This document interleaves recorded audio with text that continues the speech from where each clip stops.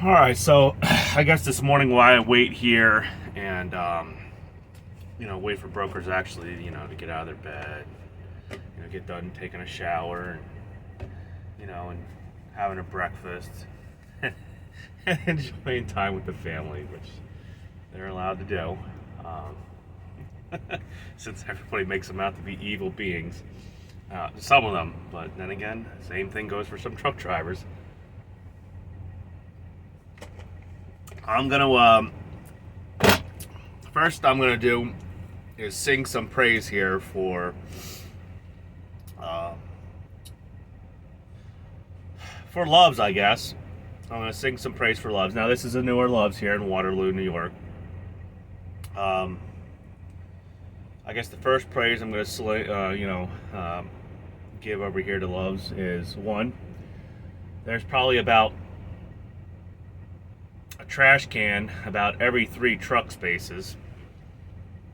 So there's very little to almost no trash anywhere.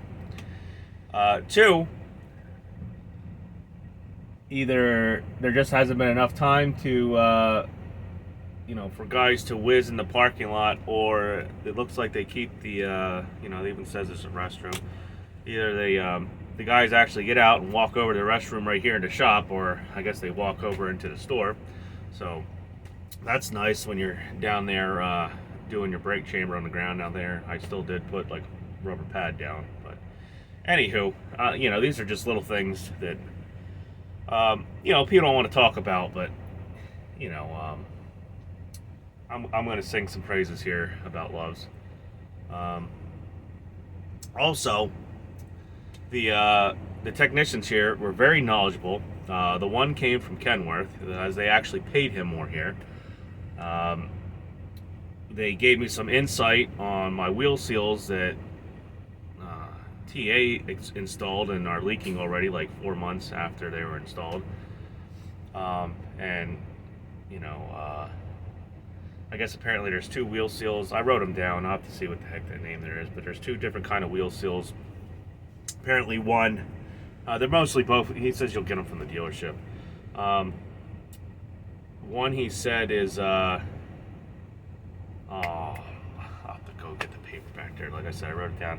But anyway, the other one, the guy explained it had like fluid or grease inside the actual seal, and I guess it expanded when you, I don't know, did something to it, pulled a ring off of it.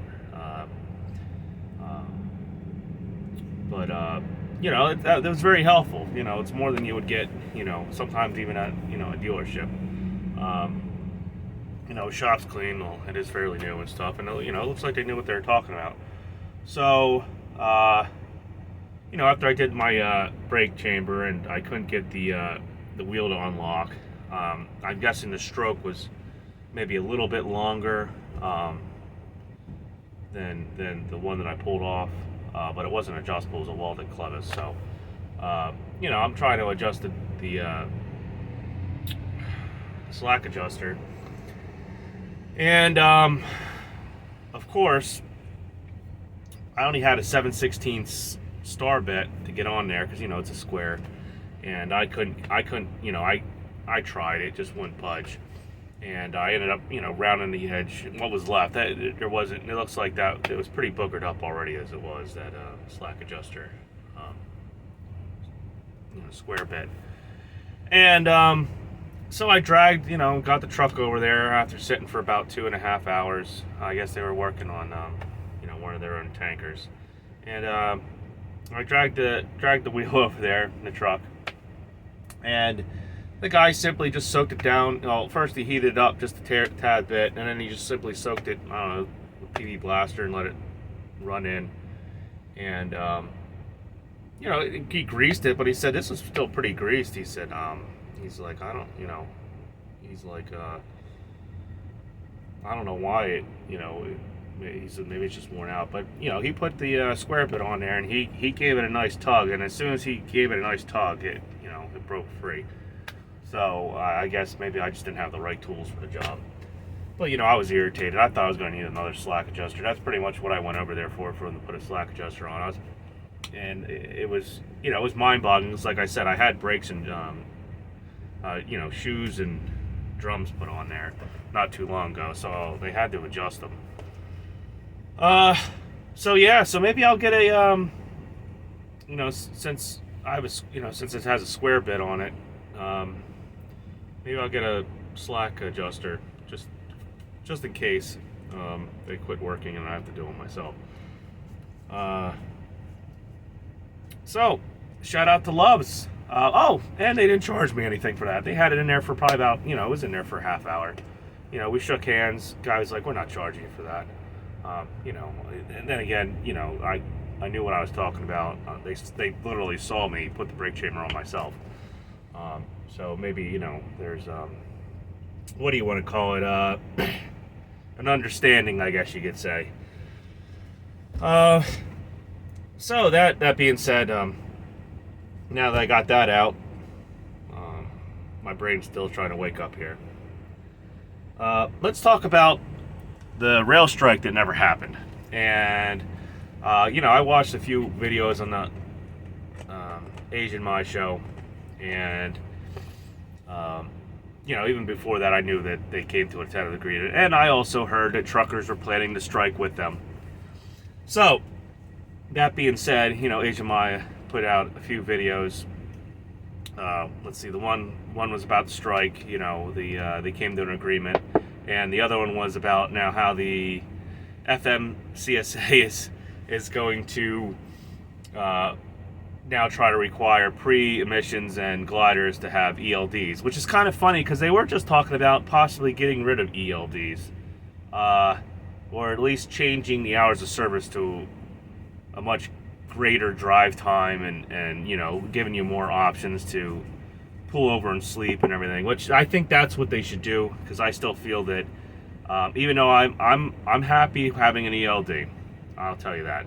I hate having to sit there and bring the book out and everything, and having to have a straight edge and and so I'm sure some of these inspectors get a logbook and it looks like someone threw up all over it in this giant chicken scratch. You have no idea what kind of liquids were on it and everything else. So that being said, I know as a company driver, the ELD changed my world. I wasn't pushed as hard as I would normally be. But the only thing I did like about having paper logs is I was able to pull over. If I felt tired, I could pull over and take like a 2-hour nap or whatnot. And continue on my way safely instead of having to rush the clock. I would just pad my logbook. I kind of missed that a little bit because, like I said, now sometimes depending on how far you're driving and traffic and things like that, you feel like you're racing. Like you're playing a freaking racing game. You're trying to get to the checkpoint before the time runs out, which sometimes, depending on how the urgency of it, you start making subconscious decisions and driving like a moron. But anyway, like I said, this is about the rail. I'll get into with the pre-LEDs too with this. So they came to a tentative agreement.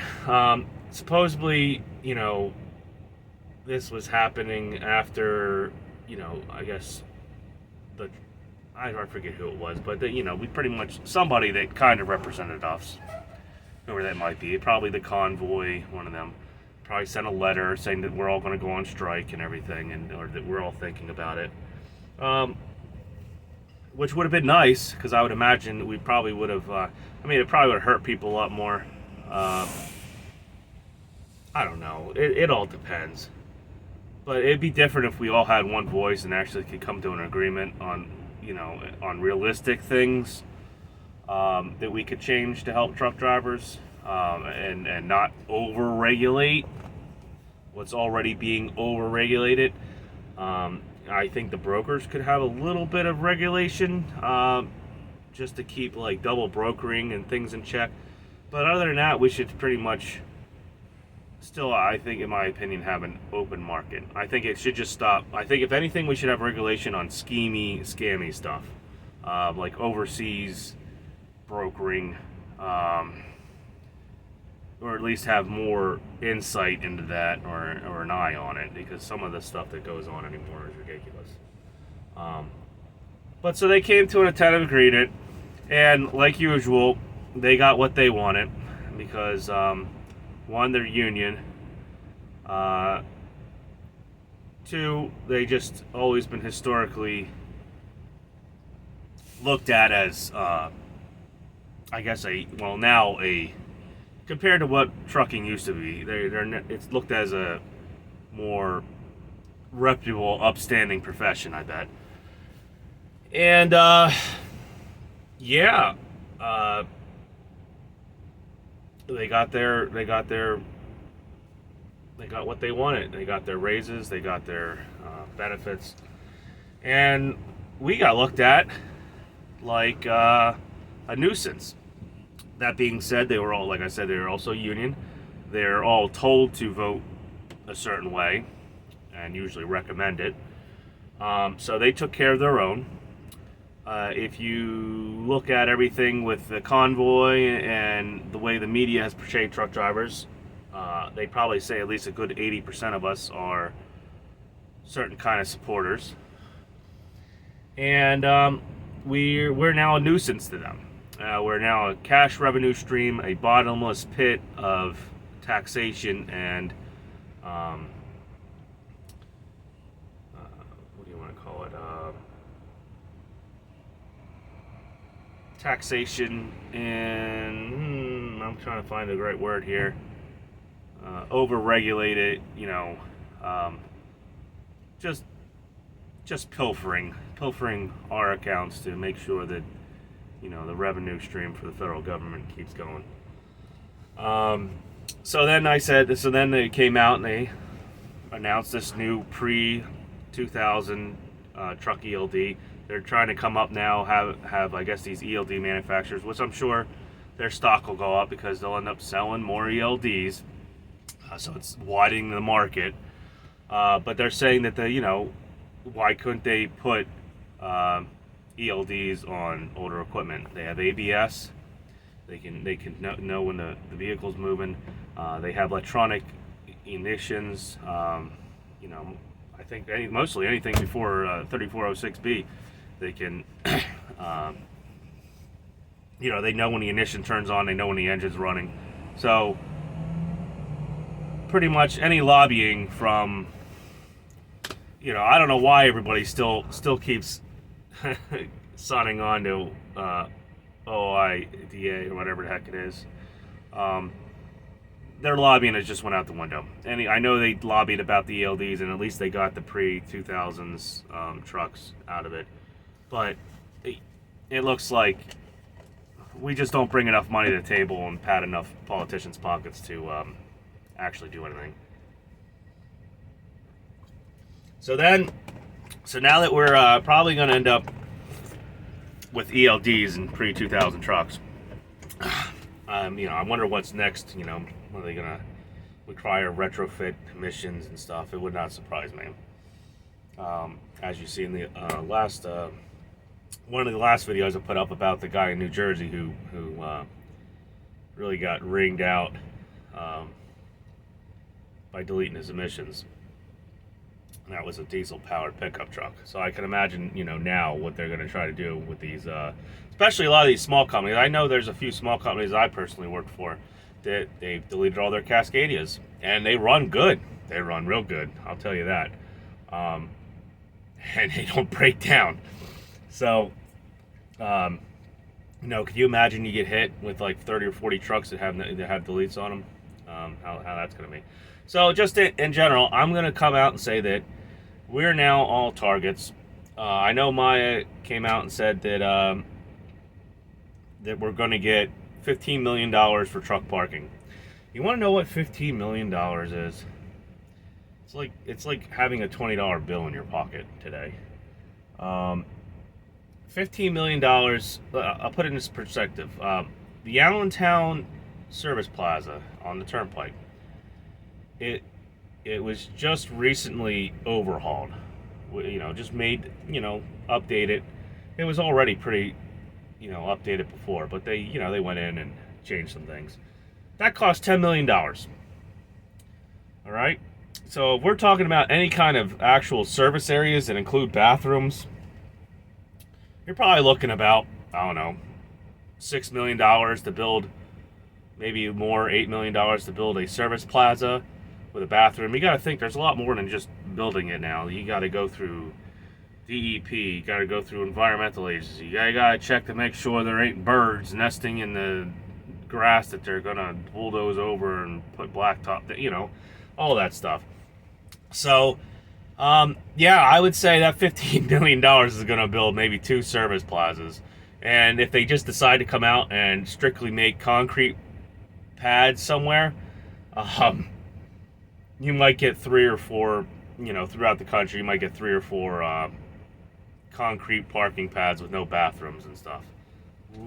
Woo.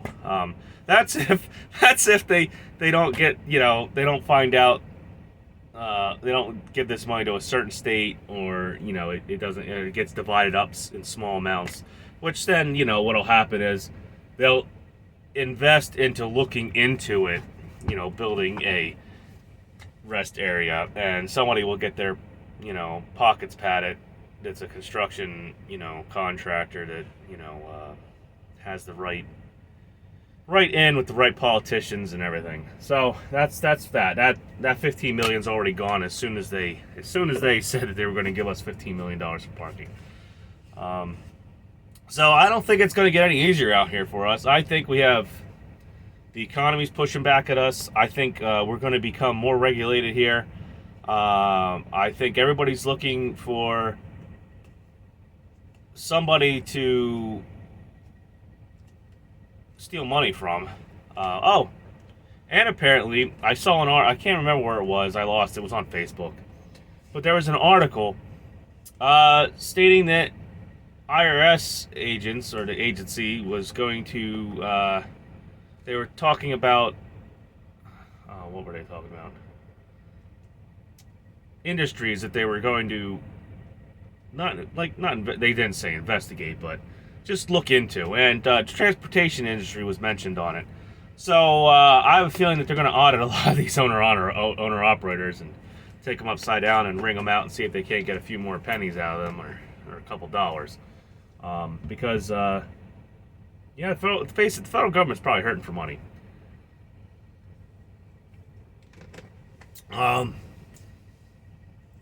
Yeah, I don't know. I would say, unless you're already a mega carrier, it's probably going to get pretty crappy right now for a lot of us. So it almost makes me want to, look and see into the future about whether or not this is going to be really even a profitable business. Whether or not it's going to be worth the mountain of regulation and bullcrap that's coming our way. Because apparently we don't have anybody to represent us. There's a lot of big industries that have lobbyists and everything, and the only people in the trucking industry to have lobbyists are the mega carriers. They're out for themselves. They want to close competition, and they want to make it easier on themselves. Hence, why they have self-insurance and everything. Let's just say, what DIY was saying the other night. Let's say I had $7 million I wanted to stick away and become self-insured. I'd have to jump through hoops to do it, and maybe start my own insurance company and tie it into my business and everything. Most small fleets and owner-operators definitely can't do that. But there's also a lot of businesses in the world that can't self-insure either. They're not allowed to. So I don't know. They must have got some good lobbying or whatnot, and we're able to get away with that. So right there already gives them a huge advantage over a small fleet or a group of owner-operators or whatnot.